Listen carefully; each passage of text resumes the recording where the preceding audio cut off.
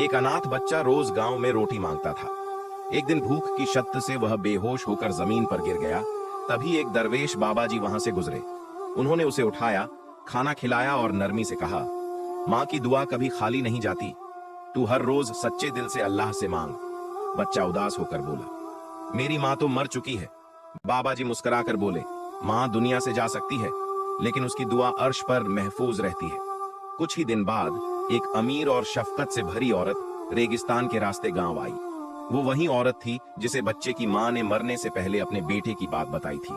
उसने उस बच्चे को गोद ले लिया। अल्लाह अनाथों का भी रब है। वजीफा रोजाना 11 बार पढ़ें, या लतीफ या रहीम, और अल्लाह से दिल की बात कहें।